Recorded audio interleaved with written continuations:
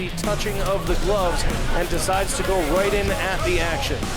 He says there's a switch that goes off the second he steps in the cage and turns into a different fighter, and hence no glove touching.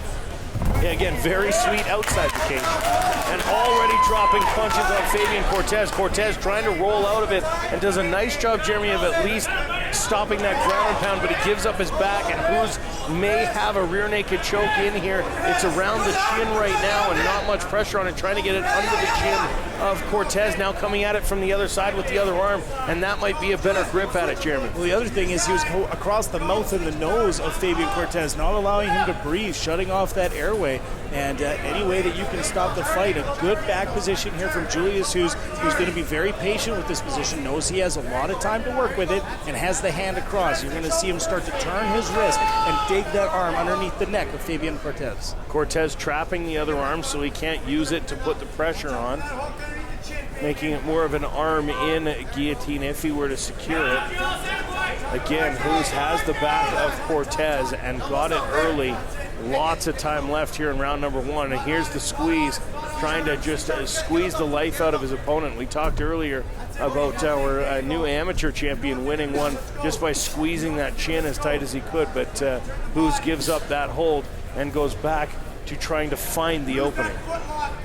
He is on the chin again, so very tough position here. It's painful, but it doesn't cause you to lose consciousness or like it does with the rear naked choke.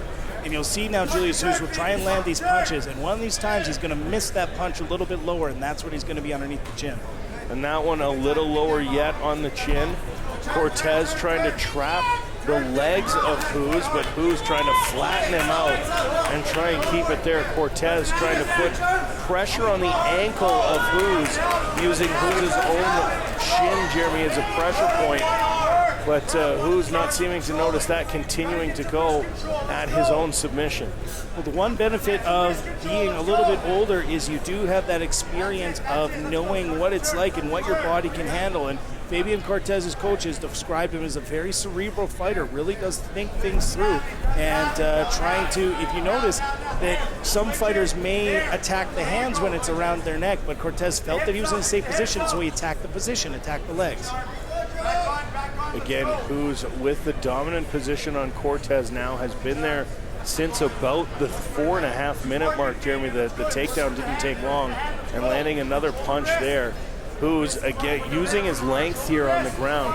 He's got a lot more body to deal with than Cortez does, and Cortez having a tough time fighting his way out of it.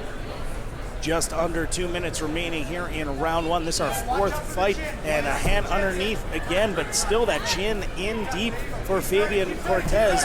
So stopping Julius Huhs from landing, but now Julius Huhs landing shots instead. Said, hey, if you're not going to let me choke you out, I'm going to punch you in the face. And Huhs again trying to roll Cortez over while he has the back work from the bottom position, but with the back. And Cortez maybe shifting that, keeping his hips rolled over, not allowing himself to be turned over, Jeremy. Lots of patience here being shown by Julius Huhs. Too many times you'll see guys will squeeze out their arms, and it does take a lot of pressure to be able to put on that rear naked choke, and with the amount of pressure it requires to choke somebody out. If you hold it for more than 30 seconds, you can burn your arms out. Again, Huhs trying to dig that leg in, Jeremy, and secure a body triangle. And again, just trying to stretch out Cortez, not allow him to gain any kind of leverage to try and break this hold. 50 seconds remain now, and still putting pressure now, trying to stretch Cortez, trying to get him to be a little bit taller and push to that 186 or 156 centimeters. Again, Huhs with the dominant position through most of the round, has actively worked from the back. Cortez, though, a very effective defensive performance from him here in round one. Several times Huhs has had the guillotine choke, or the rear naked choke on rather, and several times he's had to abandon the effort because Cortez has been able to fight it off. And Now a little bit of a side choke here from Julius Huhs. Now switching. If he can get his hips free, he's going to be in a really good shape here. Just short time remaining, but he does have the side choke on. Lots of pressure being put on. Less than 10 seconds remaining. Huhs trying to squeeze for all he's worth to end this fight before the round is over.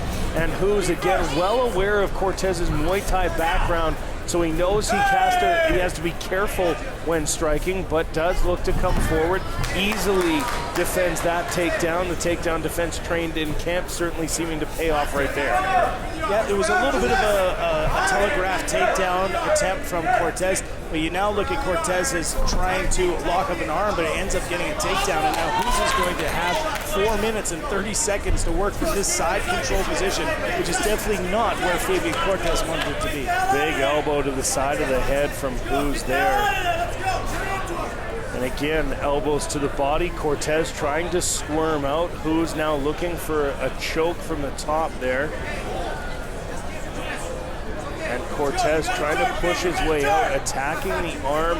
Not sure if you're going to be able to get quite the torque you're looking for on this choke there, Jeremy. No, but it's a lot of pressure down on the neck and chin. And anything you could do to try and get your opponent down. And an attempt here at a Kimura needs to get that arm to the outside. But if he does get to the outside, it can be in a dangerous position. Julius doing an excellent job at putting his knee on top of the elbow of Fabian Cortez and stopping him from able to rip that out. But there is some pressure here from Cortez. So Huhs has stopped the offense to deal with that position first.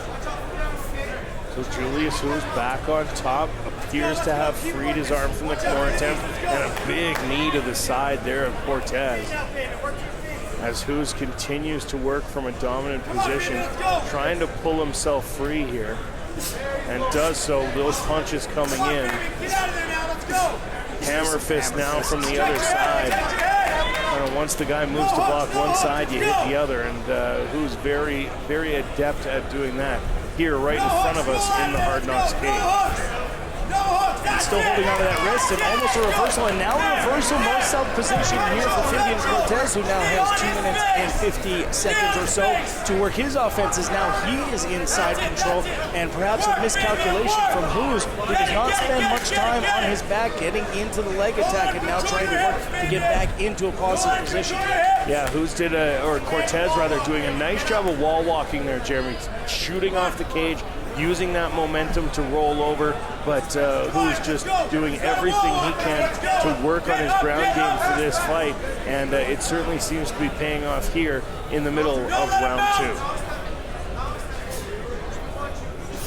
2 minutes and 15 seconds remaining. A nice up-close view of the damage that Julius Huhs is doing to Cortez. And again, Cortez is corralling that right arm of Julius Huhs. And Julius Huhs is starting to leak from his nose, so obviously something that Cortez did caused Julius Huhs to bleed, and now Huhs dealing huge damage, fists to the face and hammer fists in succession.